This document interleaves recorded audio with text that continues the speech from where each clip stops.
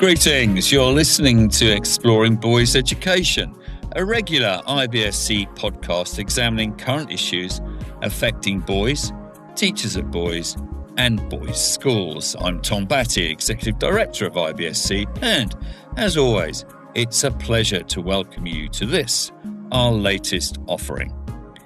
In this episode, Bruce Collins, IBSC Director of Membership Engagement, interviews writer and Towson University lecturer Andrew Reiner, author of Better Boys, Better Men, about what genuine resilience looks like for boys today. Andrew shares the mask exercise he developed for his visit to New Zealand boys' schools. In the conversation with Bruce, he reframes behaviours such as gaming, pornography, and online betting not as moral failures, but as self-medication for crisis-level stress, and offers practical framework, the 4 C's of compassion, curiosity, commiseration, and context for any teacher of boys to carry into their classroom. Before we get to the conversation, a quick word on what's coming your way on IBSC. On the 14th of May, Isaac Rose Berman leads an IBSC online program, Sports Betting and Boys' Schools, looking at one of the fastest growing risks facing our students and just what schools can do about it. The IBSC Ideas Lab about the internal lives of boys commences on the 13th of May, and the IBSC Ideas Lab for Librarians in Boys' Schools on the 26th of May. From the 1st to the 28th of June, we're running 2 online classes, Mastering Middle Leadership in Boys' Schools and Single Gender Education, a course for teachers new to boys' schools. And of course, June brings our showcase event, the 2026 IBSC Annual Conference, hosted by St. Stithians College in Johannesburg from the 29th of June to the 2nd of July, exploring the theme Sukuma Uye Pambili, Rise Up, Walk Forward. Visit the IBSC website for more information and also to register for these events. Now over to Bruce and Andrew Reiner. Andrew, it's always a pleasure to connect with you. I'm so excited about speaking to you today about some of the new insights and new work you've been doing as you prepare to release another book sometime in the future, and also just to reflect on your contribution to our online classes, particularly one we run at the moment, which is The Resilient Boy, and it connects with some of what we're going to be speaking about today. So welcome to the podcast, Andrew. It's a pleasure and an honor to be here. It's always great to work with you. To be able to work, within the IBSC community is always a treat. So thank you. Andrew, you've had insight into boys' schools for a number of years now. You've had the opportunity to connect with a number of boys' schools, to work with educators and leaders in boys' schools.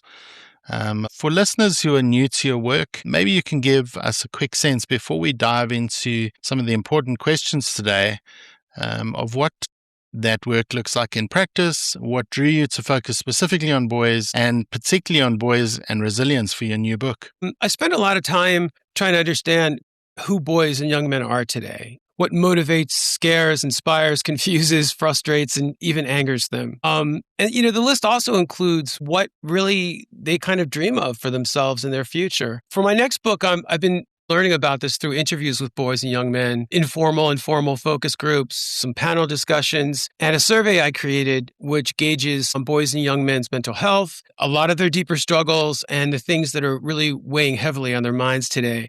I was drawn to the idea for my present book at the tail end of researching my first book. There were some common threads that I kept hearing from older boys and young men that I was interviewing. And in fact, I kept interviewing some of these guys after my book was finished because I started hearing some of these kind of loose threads, and I wanted to see if there was a through line through all of this. So I kind of kept the interviewing going. So much of what I was hearing, Bruce, really ultimately pointed back to struggles with resiliency. I realized that later.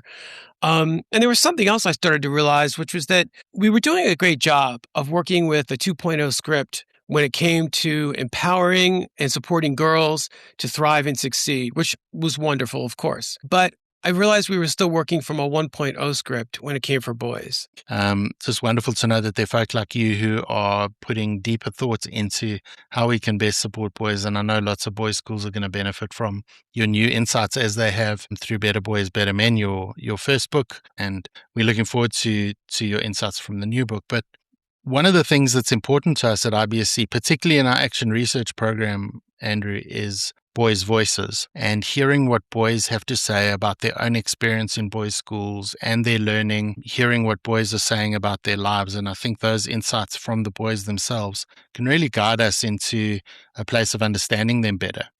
I know you've been privileged to travel around the world to connect with boys and boys' schools. And I wonder, in those school visits and research conversations you've had with boys, it seems to me like in some of those conversations, maybe boys are saying things that they almost never say out loud. What are some of the themes that you're hearing most consistently? And has anything genuinely surprised you as you've had those engagements? They're struggling with a lot more mental health issues than I think not all of us, but some of us may realize. And a lot of them are going missing and undertreated. A lot of boys and young men feel like complete failures when they struggle to handle their problems on their own. A lot of them lack support systems, what I call emotional safety nets. A lot of them are not practicing really important help-seeking behaviors with nearly enough consistency, especially apart from sports, i.e. in the classroom and in their private lives. Many of them feel disconnected, as I found in a survey that I created, often from their schools and their school cultures, sometimes from their friends, and even from themselves. A lot of them feel that mainstream culture sends messages that boys and men who practice any aspects or forms of traditional masculinity are toxic. And for a lot of them, this is confusing and it's wounding. And a lot of them feel pressure to have thin, muscular bodies. Really, it's the male version of what the Barbie doll used to be for girls. It's this kind of monobod physique. To be honest, Bruce, none of this surprised me because I've been, having these kinds of conversations, one-on-one focus groups, large group discussions. I've been having these conversations for years. They worry me terribly, but they don't surprise me. What does surprise me is that there's still so many adults that continue to cling to these notions that boys shouldn't have the kind of emotional support and support systems that girls have and value. And we're still clinging to these beliefs because we still think that they make boys into strong men. And more research is showing that these kinds of behaviors, these kinds of beliefs ultimately weaken boys and create men who are hard on the exterior, but they lack deep resiliency. Andrew, I think as teachers of boys, we are always hoping that we would get the most authentic version of a boy and that we would build the kind of relationships in our classes on the sports field, in our boarding houses, in our advisory or tutor groups that would allow boys to shed the mask that they wear or the personas that they put on. But I was so interested as I read about your time in New Zealand and the exercise you did with boys, the mask exercise. I was so interested to read about the contrast that boys were unearthing in that exercise as they would put words like confident and sporty on the outside of their mask that, that's what they show the world. But on the inside of that mask, words like lonely, scared, confused were coming through. And I wonder, as you've thought about this and as you've written about this, what does that gap tell us about the emotional landscape boys are navigating right now? Let me just say this first about that mask exercise. And what I found, and I've been using it since then to the same effect, which is that it's the most immediate, arresting way for any educators in the room and for the boys themselves to see really just how wide the gap is between the ways that they're taught to show up in public and their deeper struggles and this other sense of self that often doesn't see light of day. And really that chasm, I think, really tells us something even more important, which is that many boys are deeply struggling, quietly, often against themselves, with these profound levels of chronic stress, anxiety, depression, self-loathing, believe it or not, confusion and disconnect on their own. And they often are doing this because of the ways that we still inculcate them with this idea of independence. And they believe that this is their birthright as ascending men. In effect, these are my problems, these are the struggles, and it's my responsibility to be handling all of these on my own. It got to the point when I would do this mask exercise at some of the schools in New Zealand, it got to the point where I remember I was standing on a stage one time at one school, And I said to them, you know what? At other schools, I've been reading aloud what's on the outside, what's on the inside. I said, I'm not going to even this time read aloud. And I'd say to them, I'm holding up a group of masks. I said, what do you think are some of the adjectives that you guys wrote on these masks that describe the ways that you show up in public? And it was some of the things that you mentioned before, sporty, confident, going, fun-loving, funny, those are the kinds of things. And then I'd turn it around and I'd say, okay, what do you think's on the inside? And to my surprise, many hands went up. And boys said things like scared, confused, lost, anxious. And these were things that they came up with on their own. And that really was shocking to me because they were so self-aware of this double life that they're leading. And what I thought was so important, more for them than for me, was to hear just how common and pervasive these feelings are, this chasm is, because they need to know that they're not alone. Because one of the things I've found over and over in my research is that so many boys and young men think that they are experiencing all of their struggles on their own. And because they don't have these kinds of, support systems, these safety nets, they don't get commiseration. And commiseration is so important to really helping us to really understand that we're not alone. Because then when we feel a little bit more understood, we feel more connected. Another interesting thing that stuck out to me, and I actually love how you frame this, Andrew, because I'm sure many educators in boys' schools, leaders in boys' schools who are listening will resonate with some of the behaviors that boys are displaying that might seem problematic. But your research points to a cluster of behaviors, things like gaming, pornography, substance use. And I love how you frame them not as moral failures, but as self-medication for crisis-level stress. And I think that reframing feels important for me. What are you finding out about the underlying stress boys are carrying? I think it's a good place to start, Bruce, with the underlying stress. When I created this survey called What's on Our Minds, and, I was giving it to older boys in, year 11 and 12, and university freshmen and some sophomores. One of the things of all the different areas of mental health struggles, chronic stress was the most pervasive. At the top of the list was their education, were their grades, was their schooling. Because one of the things that a lot of them would say is that, even if my grades don't show it, I do care about school. That was actually something I saw on the inside of some of the masks, and that floored me, was that I'm misunderstood. I do care about school. And I didn't even need to find out exactly what they meant, because what a lot of boys care a lot more about the things, even when they struggle in them and they're not doing well in them. And they put up this front, this insouciance that, well, whatever, it's the bad grade, so what? They laugh it off. But there's a lot of other stressors in their lives. This won't surprise any of us, but being on social media and engaging with online content is very stressful for boys.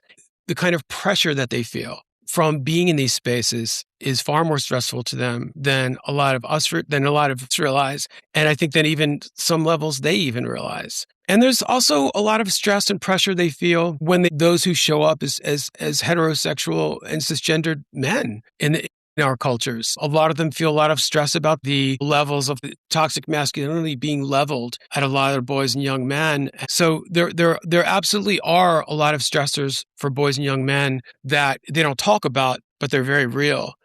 And when we get back to these coping mechanisms or tools, I've really come to realize, as you said, a lot of us think of them as moral failures. I don't think they're moral failures. I think that we should look at them as behaviors that we don't want to encourage. But I think that if we had a different lens that showed a greater degree of compassion and empathy and context especially, I think it would do us and boys a world of good. I know that some people might say that things like excessive gaming, consuming porn, alcohol use, use of weed, that it's crazy that I'm saying that anyone would choose such dysfunctional tools for coping.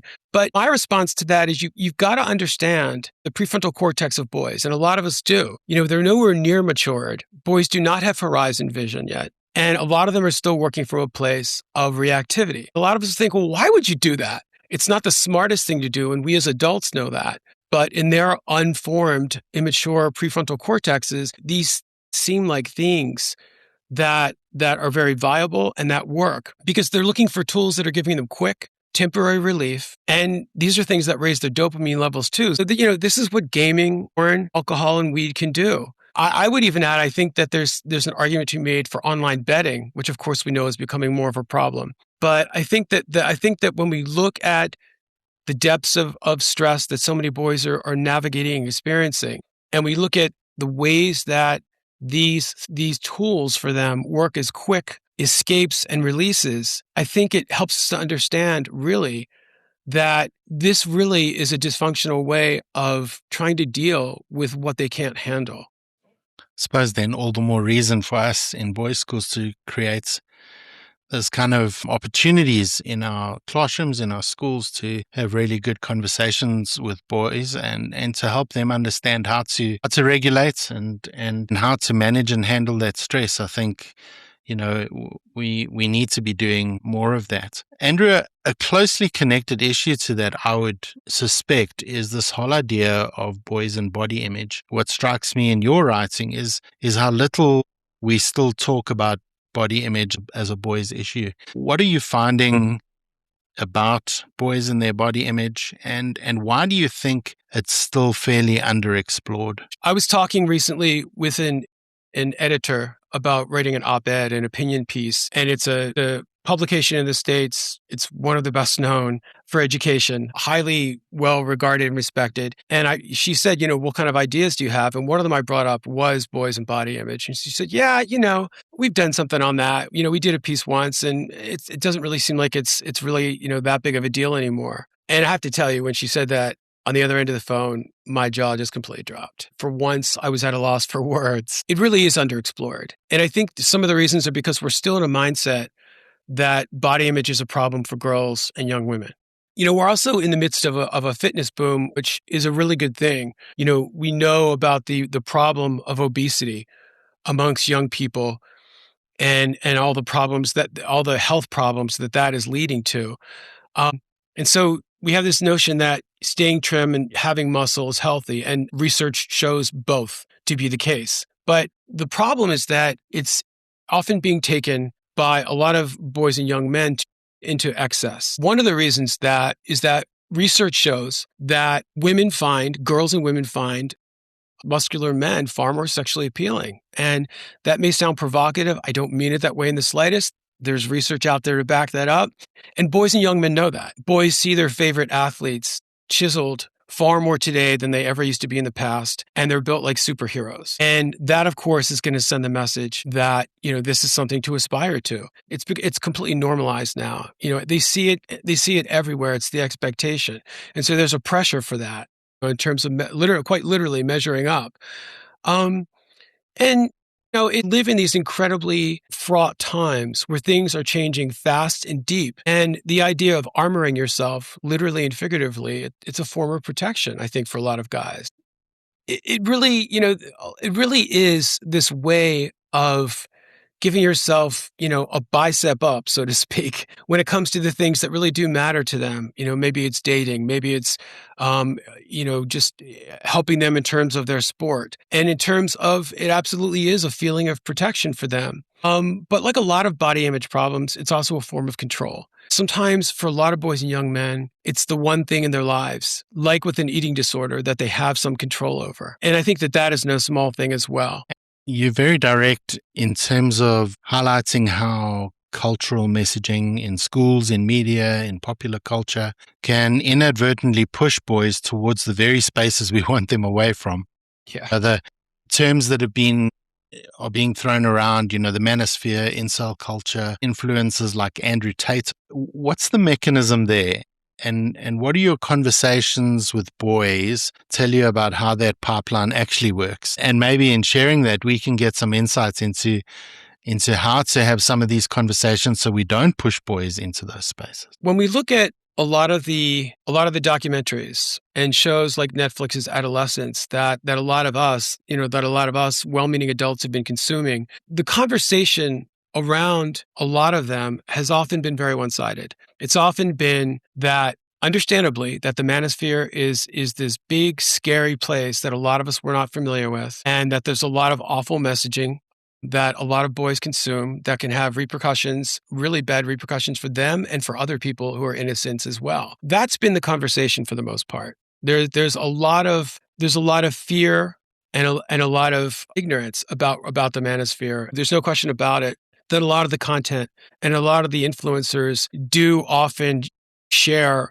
racist and misogynistic messages, anti-Semitic as well. So there absolutely are some very well-founded reasons that we should have concern. That said, what I think a lot of us don't understand are the very viable reasons that a lot of boys and young men find themselves there in the first place. As I said earlier, we really don't look at carefully and really give boys a chance to talk about openly the degree of wounds they feel at the ways that we talk about masculinity in a lot of our cultures. One of the young men that I interviewed for my new book summed it up so well. He said, "I get so tired of feeling when I'm walking around in the world like I've got a target on my back." And that summed up the feeling of so many of the older boys and young men that I interviewed. They are confused, and that was often the follow-up question I would ask. Well, how does it make you feel knowing that there's these conversations about toxic masculinity out there? And a lot of them would often say confused and hurt. And that is a really good place to start, because so much of the messaging that's out there that they have no control over really is that masculinity in traditional forms is toxic. And often, there isn't a teasing out of certain kinds of behaviors. There often is just, if you're behaving in certain ways, including not getting help for mental health, that is toxic. Now, having that mentality that when you don't seek help for mental health problems, that it's toxic, that is incredibly unproductive and damaging, to say the least. Boys and young men pick up on that, and they know that, and they do feel confused and hurt and wounded. And so one of the things that often happens in a lot of these manosphere spaces is that there is an acceptance of who they are that they often are not finding offline in large communities. I was driving in the car with my son one day last spring. He was 13 at the time. And I asked him if he knew about Andrew Tate. He said he thinks he had heard of him, and he pulled up a few TikTok videos of him. We came to a stoplight, and he said, he's got some actually pretty good messages that you tell me. And I said, okay, let me see what you're talking about. And they were messages about the importance of not spending too much time sleeping, not spending too much time gaming, and going after your goals, and really having intentional vision and steps that you want to take to go after your goals and not frittering away your time. Another one was about the importance of being accountable. When you screw up, to take responsibility for it. We can all agree these are absolutely skills and traits that we want more boys and young men to develop and to embrace. And so there are messages out there that a lot of influencers use that are positive, that absolutely are generative for young men. So there is that side of it. And of course, there is the flip side. Now, whether or not they're using these positive messages that are very generative, whether or not they're using them to lure boys and young men in, I don't think really we should be splitting hairs on that. It's more about understanding with some compassion and context why boys and young men find themselves there, because they do receive some self-help advice, as well as the kinds of messaging that we don't want boys and young men to be single-handedly exposed to. A lot of the older boys would say, there are things that I will find. I will go in there to learn about business, to learn about how to start accumulating and developing wealth, and what that looks like and how to do that. Other boys, would go into other spaces for different reasons. Well, it's about learning how to be more confident. And so I think it's important to say this isn't all like an incel reaction at all. It was from boys who were not in that space, but just felt that they were having a really difficult time. And when they would go into some of these spaces, they could get tips. So there were some positive messages. And of course, there are some negative messaging around that, especially when there's manipulation involved in terms of dealing with girls and young women. We don't want that, obviously. One of the things that older boys and some of the young men I interviewed would say is, I go on there, as any savvy consumer does, I go on there and I get what I need. I get what I want, what I came there for, and what I need. And when they start going off onto this, this hate speak, that's when I cut bait, and that's when I'm done. Now, it's not to say that all boys and young men do that, but one of the things we don't realize is that many of them do. Many of them are savvy consumers, and many of them go into these spaces for the information that they want and need, and then they don't pay attention to the rest of it. So I think it's important, Bruce, to understand that it's more complicated than a lot of us realize. And it's also important to understand and realize that a lot of boys and young men go in there and they don't get sucked into the misogyny. Some do, of course, But a lot of them don't buy into that. But they're going to these spaces for things that they're not getting offline in their everyday lives. And I suppose that makes the way we have these conversations with boys so much more important. It's not just to assume from the get-go that they're there for nefarious reasons, but that there might be reasons that they're heading in that direction. And maybe our schools can become places that provide some of that support that they need to not step into spaces like that. A lot of times boys feel that they're being censored. Understandably, well-meaning, well-intentioned teachers and administrators shutting them down when they start voicing things, from influencers especially, that understandably, they don't want to spread throughout the community. And that's completely understandable. But I think that when we don't have a really clear understanding of why so many boys and young men go there, in the minds of a lot of these boys and young men, when they're getting censored and shut down, we're basically turning them into the arms of the very men that we don't want them to be raised by. In other more productive spaces, like potentially school, I really do think that that is an antidote to a lot of them going to these places. I really do. You talk about the 4 C's: compassion, curiosity, commiseration, and context. And I wonder, as we head to the end of this episode, what would your advice or insights be to help educators of boys apply those 4 C's when a boy is sitting in front of them and shutting down? I think that when we've got boys in front of us in the classroom who we can tell are starting to shut down, I think that we absolutely can start to employ some of these C's. One of the things that, we can do, and I do want to preface it, Bruce, by saying, I'm speaking about this in the context of approaching a boy without doing it publicly, right? Approaching him quietly, maybe pulling him away from his desk, or maybe just speaking to him privately at his desk while other boys are doing work. That right off the bat, I think, is showing a degree of compassion. But of course, leading with curiosity. I can see that something is going on for you. What's going on? That kind of curiosity, leading with questions, is always better than leading with any kind of judgment or recrimination. And then, of course, commiseration. The idea of commiseration really can go a long way with boys in terms of, asking what's the problem and them saying something and just kind of nodding and saying, I can understand that. I probably would feel the same way if I was in your seat right now. Something as simple and as small as that validates something that is really difficult for them to talk about, which is being vulnerable. And we tend to think of vulnerability in a very kind of one-dimensional way. We think of it as, let's be vulnerable, let's share our emotions and our feelings. But there are so many different ways of showing vulnerability. And it's something that boys are very keenly aware of and that they want to avoid at all costs. So, when a boy shares anything with us, that is no small leap. That is a really big step for a lot of them. And so it's that we should handle with care. And so when we can give them that space, it's a real gift for them. In terms of the other one with context, because one of the things that's difficult to do, as we all know who have taught or do teach, is that we don't always have the luxury of showing up perfectly to every student when there's some kind of struggle. It's not realistic, and we shouldn't try to do that. But we should also try to understand that, for instance, if a boy is shutting down, sometimes that can look a little bit differently. Sometimes that can be, as I said earlier, acting out behaviors that are disruptive, that are going to probably drive us up the wall at best. And often they will do that because they are struggling, because they feel stupid, because they're starting to feel disconnected, because they're not getting something and they're getting frustrated. And so if we can just even bring, in a situation like that, some degree of context, okay, maybe he is struggling right now to keep up. And this is his way of, for better or for worse, this is his dysfunctional tool for coping. In a situation like that, I think context would really be helpful. If we can just bring some degree of compassion, maybe a little bit more curiosity, maybe a little bit more commiseration, and definitely context when it comes to trying to understand boys, that's going to go a long way, not just for us, but most importantly for them.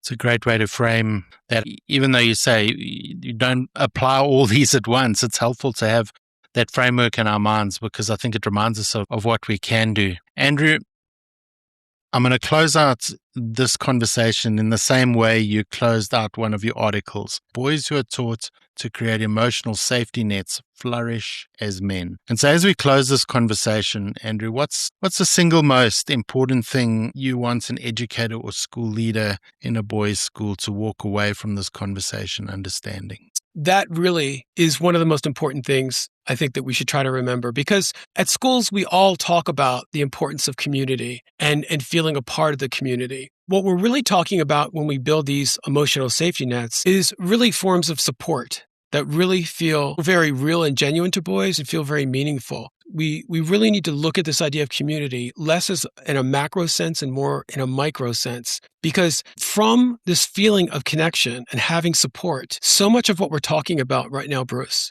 will be taken care of. I'm not saying all of it, but a lot of it will make a very big difference when boys have these small safety nets and they feel connected. So much of what we're talking about will kind of will take care of it. Will take care of itself. We need to start looking at it at a more granular level and how we can better engage and support boys so that they do feel that they've got the safety nets they need. Andrew, I'm just reminded, as you were saying there, of the power of belonging. And I think particularly for boys in this day and age, I think we can often be alarmist, but it's wonderful to hear from you that there are things we can do to support boys, even in a world that's evolving faster than any of us can keep track of.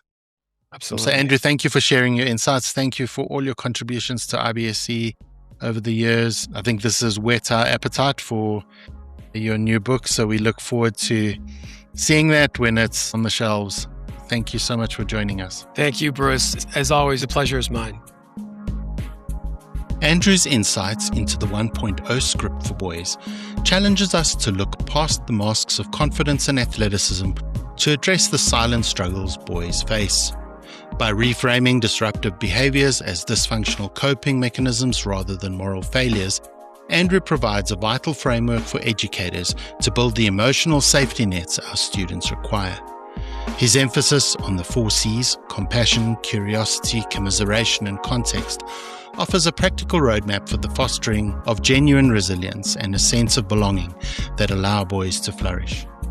Sincere thanks to Andrew for sharing his insights and his ongoing commitment to understanding the internal lives of boys. Until next time, keep on championing boys' education.